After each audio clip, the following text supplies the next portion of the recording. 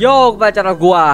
Oke, ya kita bahas mengenai series Hawkeye nih. 2 episode pertama udah dirilis di Disney Plus Hotstar ya. Jadi kalau kalian udah menunggu series ini, kalian langsung tonton aja di Disney Plus. Itu langsung ada 2 episode pertama. Bisa dibilang ini adalah series Marvel MCU, dimana ini awal-awal masih fresh banget ya.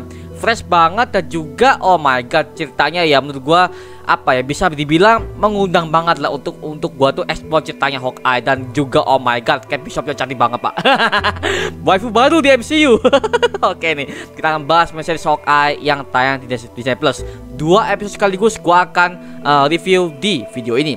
Sebelum kita lanjut video ini, jangan lupa tekan tombol subscribe. Karena kalau kalian tekan tombol subscribe dan like video sebanyak-banyaknya, dan juga share video teman-teman kalian, maka gua akan lebih semangat buat video untuk kalian. Langsung kita masuk segmen Marvel Universe Indonesia.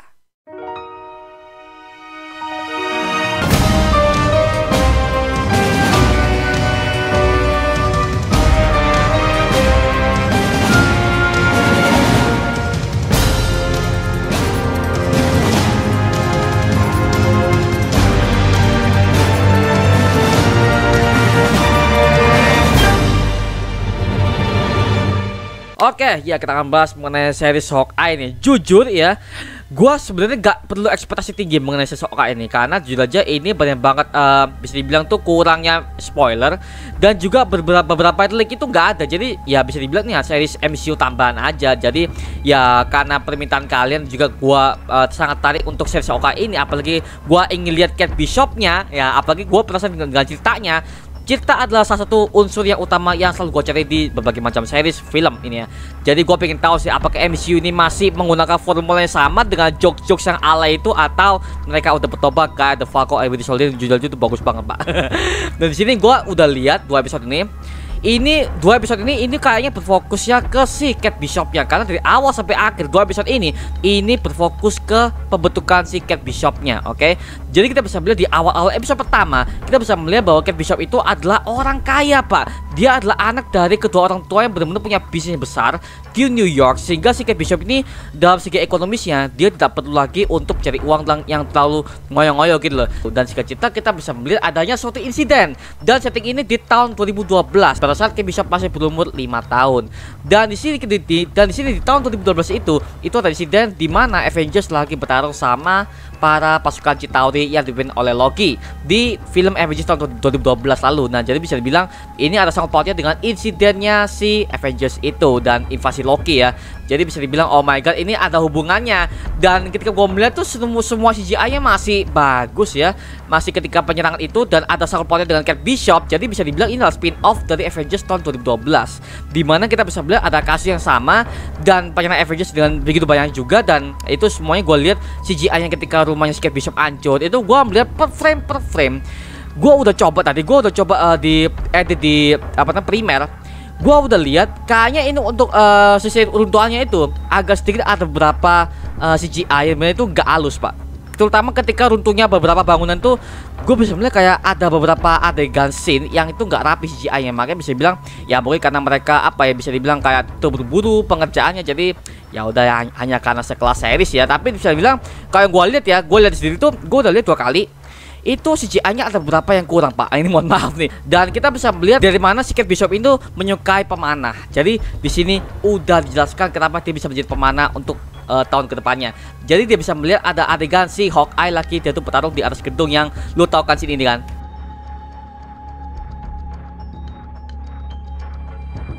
Nah, ini sih dimana si Hawkeye itu lagi bertarung pada saat dia tuh melawan Chitauri dengan panahnya. Dan juga Kate Bishop di situ dia ngeliat sendiri kemampuan si Hawkeye ini ketika tuh menyelamatkan banyak orang ya. Jadi juga salah satu anggota Avengers yang bisa dibilang tuh kayak pemanah andalan gitu loh.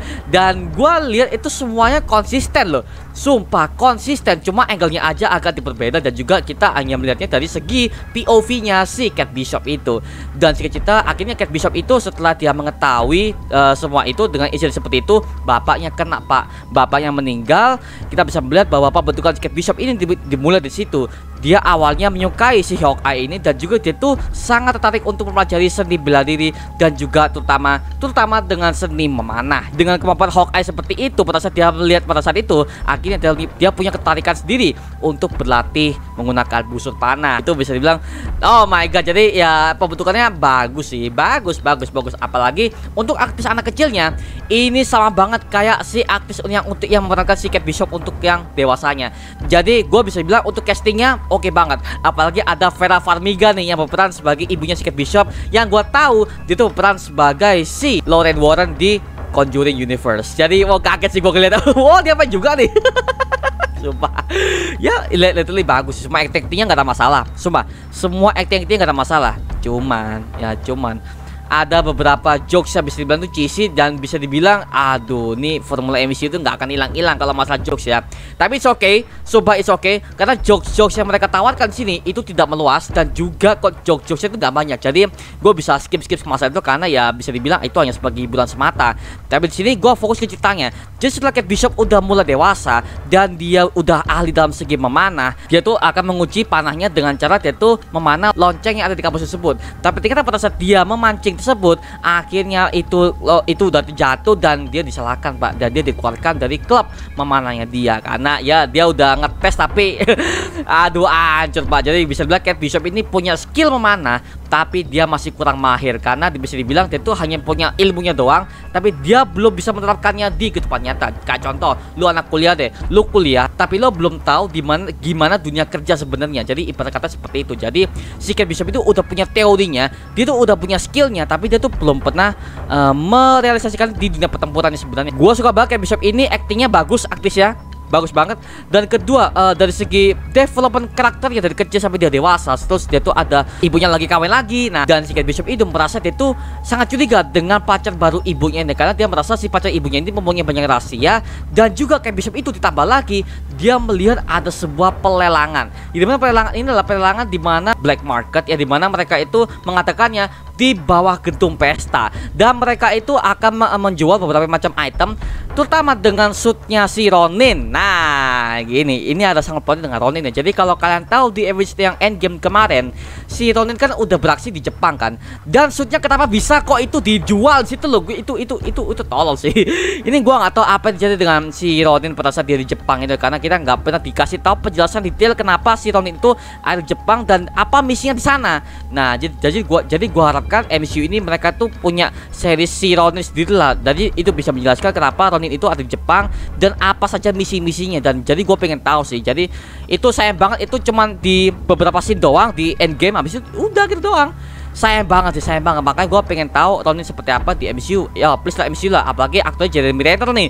Jeremy Renner tuh udah bisa bilang tuh gue suka dia tuh semenjak dia tuh pernah main di Hansel and Gretel. Nah, Witch Hunter. Nah, kalau kalian udah pernah tahu lihat filmnya ya. Jadi Jeremy Renner tuh aktingnya bagus banget.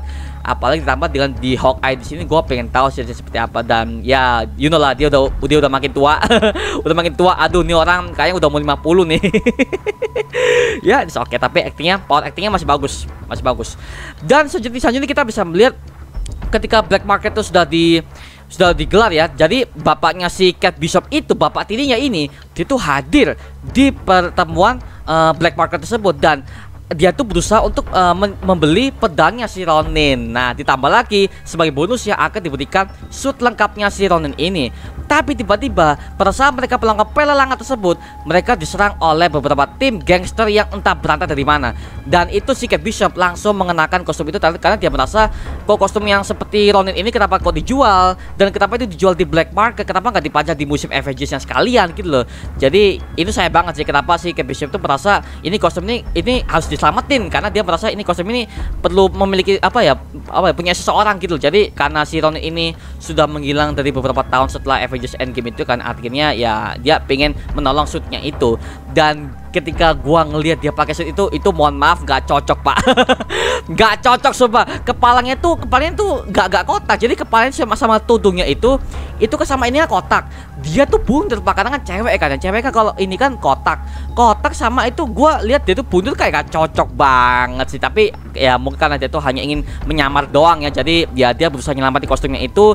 Ditambah lagi Kate Bishop ini curiga dengan si bapak tirinya ini, kenapa dia tuh bisa berusaha dengan black market. Nah, kalau ada orang yang berusaha dengan black market, artinya dia orang kan bisa dibilang dia tuh adalah gangster mungkin, atau dia tuh adalah seorang kriminal mungkin, atau gimana, atau ya who knows lah, kita nggak tahu. Jadi bisa dibilang ada suatu konspirasi di sini. Jadi mana gue juga curiga dengan bapaknya ini, karena di scene sebelumnya kita melihat bahwa si Kate Bishop ini berbicara dengan seseorang yang tidak disukai oleh bapaknya ini.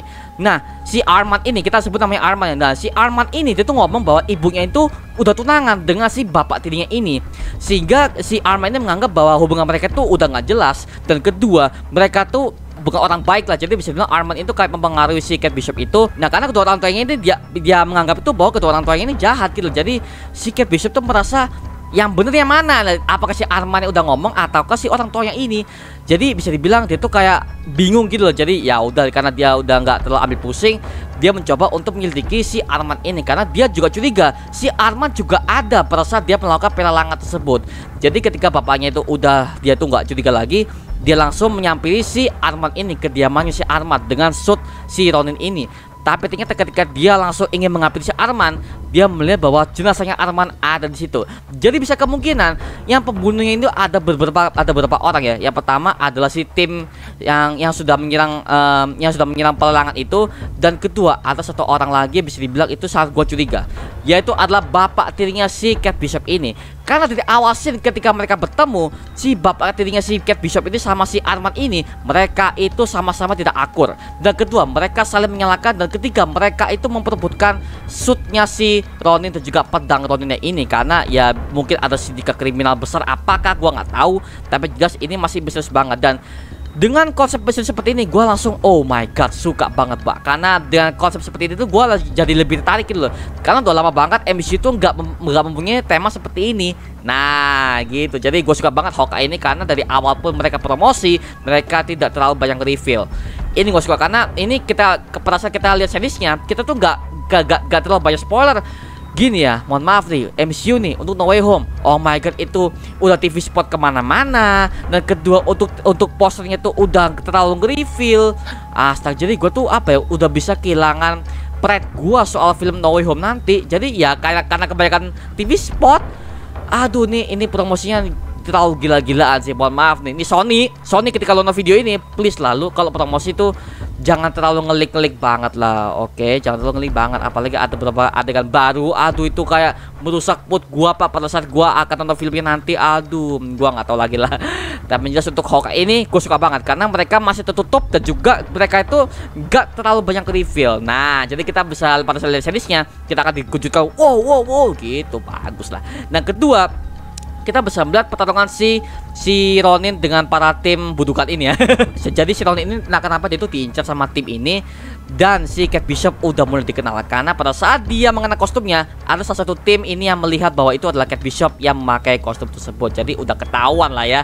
Dan si Hawkeye, dia yang udah ramah sama keluarganya, dia udah happy dengan keluarganya, dia happy dengan ketiga anaknya ini.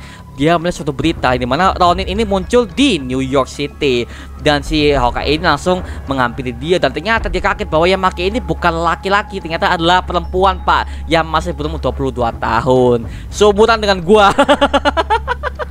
Jadi ya udahlah, jadi gua bisa bilang oh my god anjir. bagus lah. Jadi ya pertemuan antara si Kate Bishop dengan si Hawkeye ini bisa dibilang bagus sih. Clint Barton sama si ini bagus sih. Dan segi mereka bertemu, terus mereka cara menyelesaikan masalah bagaimana. Dan entah kenapa si Hawkeye ini tujuannya adalah untuk menarik suitnya ini, karena bisa dibilang suit Ronin ini adalah suit yang paling berharga buat dia. Dan kalau ini sampai di tangan kepolisian, ini udah bisa gawat, karena identitas Ronin bisa ketahuan di tangan kepolisian. Dan selanjutnya kita bisa melihat Kate Bishop ini menaruh curiga dengan si bapak tirinya, karena dia curiga bahwa yang membunuh si Arman ini adalah si bapaknya ini. Jadi oh my god, dari segi dia actingnya, dari segi dia tuh marah, dari segi dia tuh teknik investigasinya si Kate Bishop ini menurut gua tuh udah bagus banget pak. Dan kedua, untuk segi lugungnya si Kate Bishop ini menurut gua bagus banget pak. Dari segi dia senyum, dari segi dia tuh melakukan investigasi miliknya yang bisa dibilang masih rookie banget ya, masih rookie banget, tapi ya it's okay lah ya, it's okay banget dengan lugunya dia, karena dia kan juga di karakteristikan sebagai cewek yang lugu si Kate Bishop ini. Ya it's okay lah, bagus. Dan adegan yang paling gue suka tuh ketika si Hawkeye ini akan menarik kembali suitnya pak. Itu sangat konyol banget.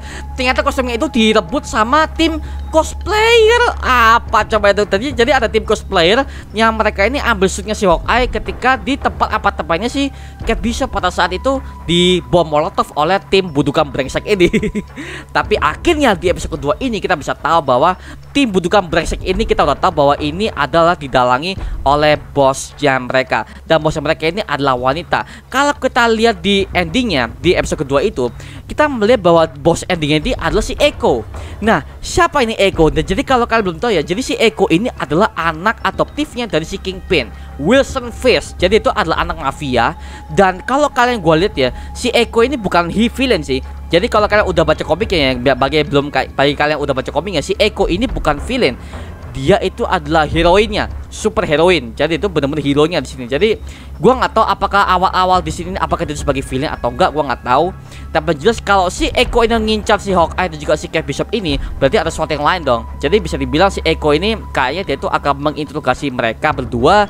Dan juga oh my god, ya gua pengen tahu seperti apa si Echo ini. Dan untuk aktrisnya sih bisa dibilang pada saat memerankan si Echo ini masih belum ada dialog, masih belum ada kata-kata, tapi bisa dibilang untuk face-nya itu udah lumayan garang sih, lumayan garang banget, dan persis banget sama yang ada di komik klasiknya pak. Ya, jadi castingnya semuanya udah oke, castingnya oke, BOP-nya oke, dan juga untuk CGI-nya lumayan lah ya, CGI lumayan banget lah, kecuali untuk intro musiknya gua nggak terlalu suka tuh.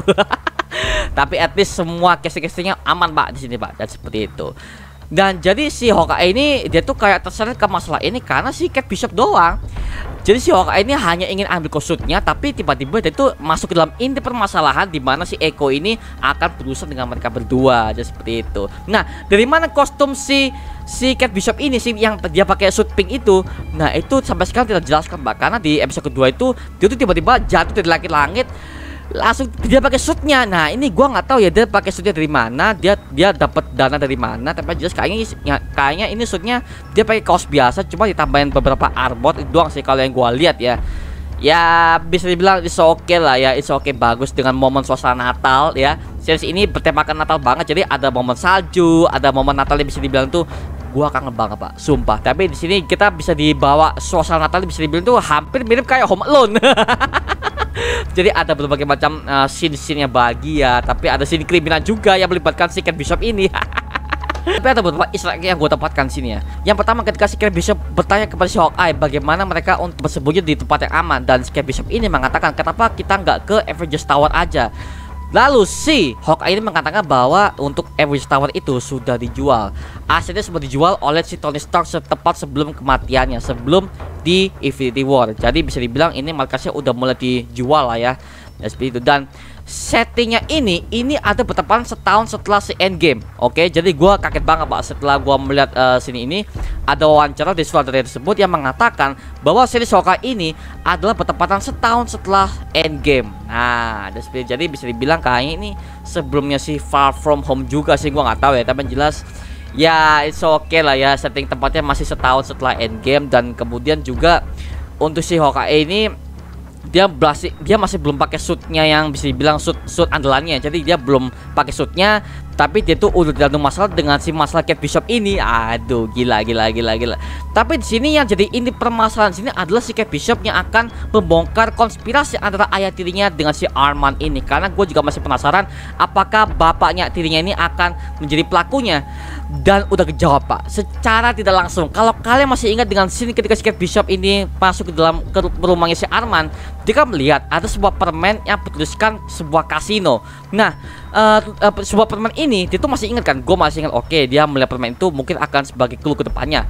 bener ternyata lo. Setelah dia bertarung dan juga dia itu menguji ayah tirinya ini dengan adu pedang, dan setelah itu si Kate Bishop itu ditawari dengan permen itu sama dengan apa yang dia temukan di apartemennya si Arman tersebut. Jadi bisa dibilang kayaknya untuk yang membunuh ini adalah si bapak tirinya ini. Karena di awal itu udah jelas bahwa bapak tirinya ini sangat benci dengan si Arman ini, sehingga untuk berebut petangnya itu dia harus membunuh si Arman tersebut. Nah, jadi ya kita itu kayak diarahkan ke dimana pembunuh itu adalah si bapaknya si Kate Bishop ini. Kayaknya kita masih akan di reveal ke beberapa episode ke depannya, karena mungkin aja kita akan dibuat plot twist, kita seolah-olah dibuat adalah yang membunuhnya ini adalah si bapaknya si Kate Bishop ini.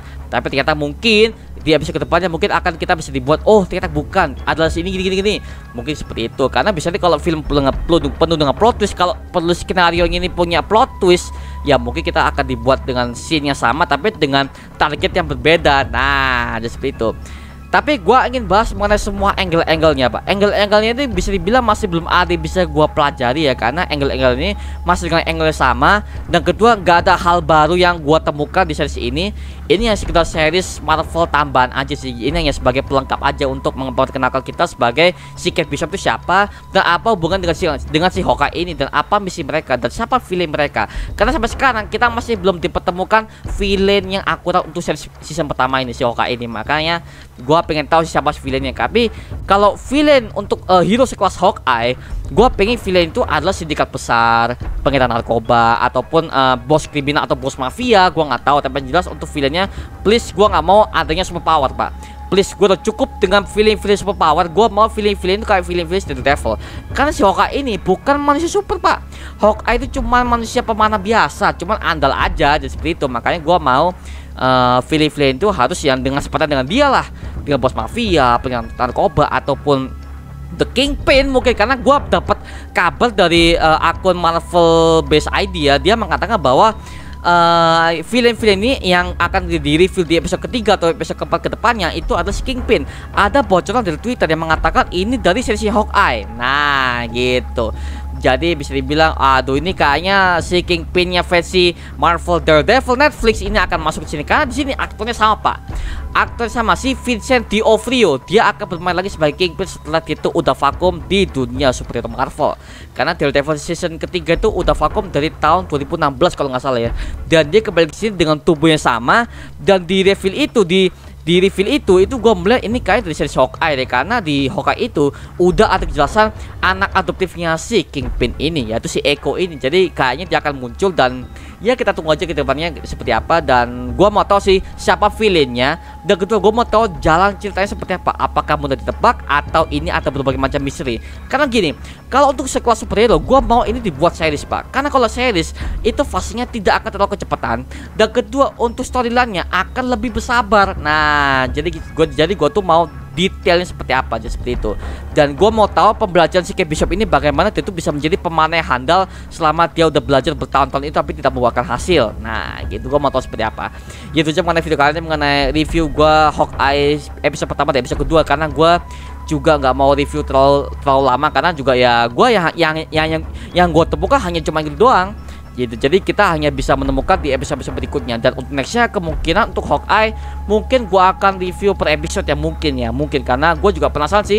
Hawkeye ini bisa dibilang dari awal dia tuh trailer tuh jujur aja gue tuh nggak ada expect sama sekali mengenai Hawkeye series ini.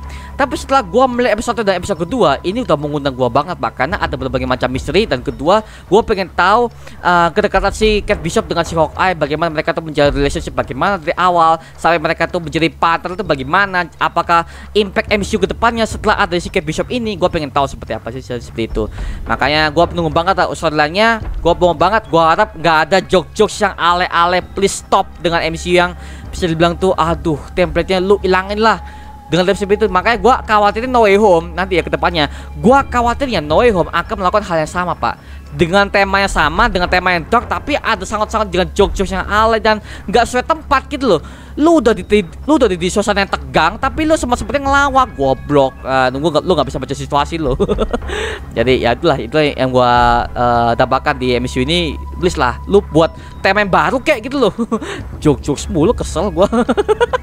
Lah, itu aja mengenai video kali ini mengenai Hawkeye. Kalau kalian punya pertempatan atau kalian punya informasi lain, tulis di kolom komentar di bawah. Setelah kalian nonton seriesnya Hawkeye Disney Plus. Jangan lupa like, comment, dan subscribe untuk mendukung gua buat video mendidik dan menghibur kalian semua, karena gua janji sebisa mungkin gua akan buat video seperti itu lagi untuk kalian.